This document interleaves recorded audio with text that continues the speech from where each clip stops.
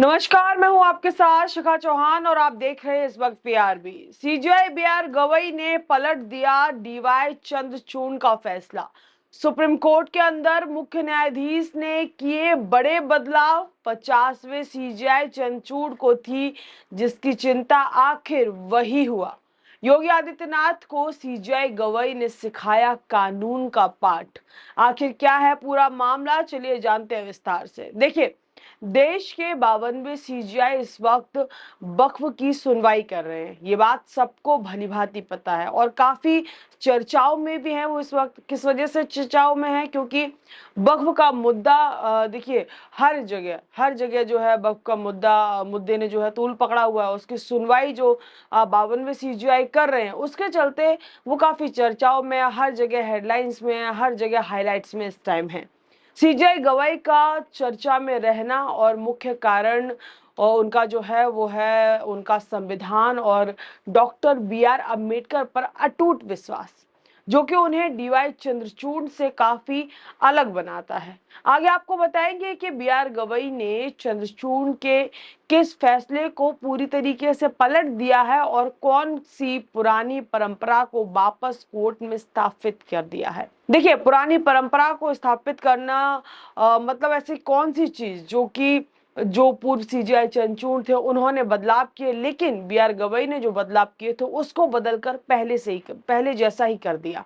लेकिन उससे ये सारी बातें आपको बताएंगे, लेकिन उससे पहले आपको बता दें कि बीआर गवई जो है पिछले दिनों इलाहाबाद हाई कोर्ट पहुंचे, जहां यूपी के मुख्यमंत्री योगी आदित्यनाथ भी मौजूद थे। उस मंच से जहां पर दोनों मौजूद थे, उस मंच पर बीआर गवई ने कहा कि जब भी भारत पर संकट आया है तो भारत एक साथ एकजुट और मजबूती से खड़ा रहा है, जिसके पीछे का श्रेय जो है उन्होंने संविधान को दिया। उन्होंने कहा कि इसके पीछे का श्रेय है वो संविधान को जाना चाहिए, यानी कि कहीं ना कहीं बीआर अम्बेडकर को उन्होंने यहाँ पर रिप्रेजेंट करते हुए संविधान की पूरी बातचीत की। योगी आदित्यनाथ के सामने गवई ने यह भी कहा कि संसद को संविधान में संशोधन का अधिकार है और मौलिक अधिकारों में संशोधन कर सकता है। आपको जानकारी के लिए बता दें कि सीजेआई गवई ने ही उत्तर प्रदेश सरकार को बुलडोजर कार्रवाई के लिए कई बार जोर की फटकार लगाई और वापस से घर जो है, जो भी बुलडोजर कार्रवाई के द्वारा घर को, प्रॉपर्टी को ध्वस्त किया गया, उनको दोबारा बनाकर देने का आदेश भी सरकार को गवई के द्वारा ही जो है आदेश सरकार को दिया गया था। अब आते हैं उस मुद्दे पर जहां सीजेआई गवई ने डीवाई चंद्रचूड़ के बड़े फैसले को पूरी तरीके से पलट दिया। देखिए, देश के 50वें सीजेआई का नाता यूं तो विवादों से घिरा रहा है और इसलिए सीजेआई चंद्रचूड़ ने भी अपने रिटायरमेंट के वक्त ये चिंता जाहिर की थी और कहा था कि न जाने मेरे रिटायरमेंट होने के बाद, यानी कि मेरे रिटायरमेंट लेने के बाद, मेरे रिटायर होने के बाद देश मुझे किस तरीके से याद करेगा। बता दें कि 50वें सीजेआई पर यह आरोप लगते थे कि वे प्रधानमंत्री के करीबी थे, क्योंकि सीजेआई अपने पद पर होते हुए भी पीएम हाउस में प्रधानमंत्री मोदी के साथ गणेश पूजा में शामिल होते थे। कई प्रोग्राम में जो है वो उनके साथ पाए जाते थे। चंद्रचूड़ पर लगे ये आरोप भी देखिए कई बार सुर्खियों ने आरोप में बटोरी और चंद्रचूड़ पर लोगों के भी ये आरोप लगते हैं कि उन्होंने अपने कार्यकाल में मंदिर मस्जिद से जुड़ी याचिकाओं को ज्यादा बढ़ावा दिया और देश के 52वें सीजेआई गवई और 50वें सीजेआई में काफी अंतर है। कह सकते हैं कि जमीन आसमान का अंतर इस वक्त जो है तुलना की जा रही है कि इन दोनों में जमीन और आसमान का अंतर है। चंद्रचूड़ अपने बयानों में धर्म पे चलने वाले ज्यादा मालूम होते थे, वहीं अगर गवई की बात करें, यानी कि सीजेआई गवई की बात करें, तो वो संविधान से कह सकते हैं कि संविधान के ज्यादा अनुयायी मालूम पड़ते हैं। अपने सीजेआई रहते हुए चंद्रचूड़ ने सुप्रीम कोर्ट के अंदर एक बदलाव किया था, जो कि प्रतीक चिन्ह और कोर्ट में ग्लास लगवाने का मामला था, जो कि काफी चर्चाओं में था। आपको भी बहुत अच्छे से याद होगा, जिसका कई वकीलों की संस्था ने विरोध भी किया था। सीजेआई के नए प्रतीक चिन्ह में लिखा था कि जहां धर्म है वहीं विजय है। बता दें कि जिसे अब नए सीजेआई गवई ने बदल दिया है और उससे जो पहले से था उसे ही स्थापित किया गया है। मतलब दोबारा से जो पहले था वही जो है स्थापित कर दिया गया है। कुल मिलाकर कह ले कि सुप्रीम कोर्ट में पुरानी परंपरा की वापसी हो गई है, जिसे पूर्व में जो सीजीआई रहे चंद्रचूड़ ने बदल दिया था। चंद्रचूड़ ने सुप्रीम कोर्ट के गलियारों में आधुनिकीकरण के तहत कांच की दीवारें लगवाई थी, जिससे गलियारों में वातानुकूलित व्यवस्था को सुनिश्चित किया जा सके।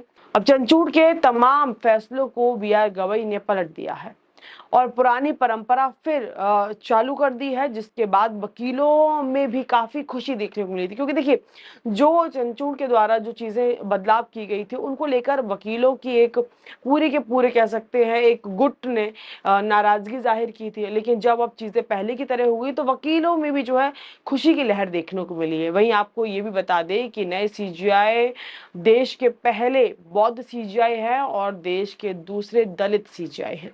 बी.आर. गवई ने अपने बयानों में कई बार स्पष्ट कर दिया है कि उनको रिटायरमेंट के बाद कोई जॉब नहीं चाहिए, और ये सीधा संकेत सरकार को भी हो सकता है, क्योंकि हमने देखा है कि सीजीआई के पद से रिटायरमेंट लेने के बाद जज, जो आमतौर पर ज्यादातर जो जज हैं वो भाजपा ज्वाइन कर लेते हैं या फिर कोई और पार्टी ज्वाइन कर लेते हैं जिससे उनका ज्यादा लगाव होता है। वो पार्टी ज्वाइन कर लेते हैं और पार्टी ज्वाइन करके राज्यसभा चले जाते हैं। और हाल ही में हमने देखा था कि कैसे सुप्रीम कोर्ट के ऐतिहासिक फैसला लेने के बाद राष्ट्रपति मुर्मू के द्वारा 14 सवालों के बड़ा सा फर्रा एक गवई के पास पहुंच जाता है। वो 14 सवालों के जवाब मांग बैठती हैं सीजीआई गवई से, जिसमें आपको बता दें कि तमिलनाडु के मुख्यमंत्री ने बीजेपी पर आरोप लगाया था कि बीजेपी राष्ट्रपति के जरिए कहीं ना कहीं सुप्रीम कोर्ट पर दबाव बनाने की कोशिश कर रही है।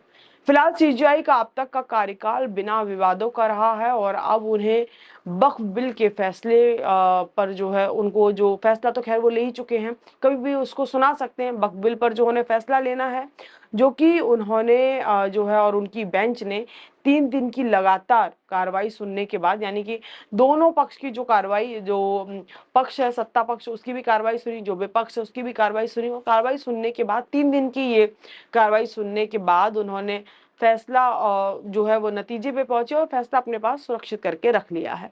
कभी भी किसी भी वक्त जो है ये फैसला आ सकता है। और अभी आपको याद ही होगा कि लास्ट में जो सीजीआई को राष्ट्रपति मुर्मू के द्वारा जो डिनर पे इनवाइट किया गया वो भी काफी चर्चाओं में था, कैसे सीजीआई को डिनर पे बुलाया गया। तो इससे कहीं ना कहीं आरोप जो है सत्ता पक्ष पे लगते आ रहे हैं कि सत्ता पक्ष चारों तरफ से जो है सुप्रीम कोर्ट पर, सीजीआई पर, चाहे नए हो या पुराने, उन पर दबाव बनाने की पूरी कोशिश कर रही है। चाहे वो तमिलनाडु के ऐतिहासिक मामले को पलटने को लेकर हो, या फिर चाहे हम वक्फ बोर्ड की बात कर लें, वक्फ बिल में जो संशोधन की 2025 संशोधन, माफ कीजिए 2024 जो संशोधन आया उसमें जो है उस फैसले को लेकर दबाव बनाने की कोशिश लगातार केंद्र के द्वारा की जा रही है। ऐसे तमाम आरोप जो है इस वक्त सत्ता पक्ष पे लगते आ रहे हैं। वही सीजीआई गवई ने तो देखिए पहले ही क्लियर कर दिया, उनके जिस तरीके से वो फैसले ले रहे हैं, जिस तरीके से उनके एक के बाद एक एक्शन सामने आ रहे हैं, उस तरीके से ये कहना बिल्कुल भी गलत नहीं होगा कि सीजीआई ने साफ कर दिया कि वो किसी भी दबाव में नहीं आने वाले। इससे पहले भी आपने देखा होगा कि जैसे जैसे झुकाव मुस्लिम पक्ष की तरफ हो रहा था वक्फ बिल के मामले को लेकर, तो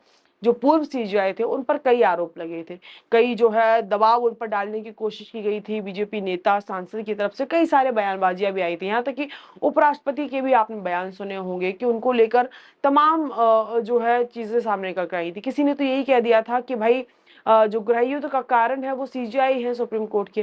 तो इन सारे मामले को अगर देखा जाए तो कहीं ना कहीं केंद्र के द्वारा सुप्रीम कोर्ट पर किसी भी फैसले को लेकर जो है दबाव बनाने की पूरी कोशिश की जा रही है। तो इस खबर में इतना ही, लेकिन आपकी क्या राय है इस पूरे मुद्दे पर, कमेंट सेक्शन में अपनी प्रतिक्रिया देना हमें बिल्कुल भी ना भूले। तब तक के लिए मुझे दी इजाजत, बहुत बहुत धन्यवाद और देखते रहिए पीआरबी।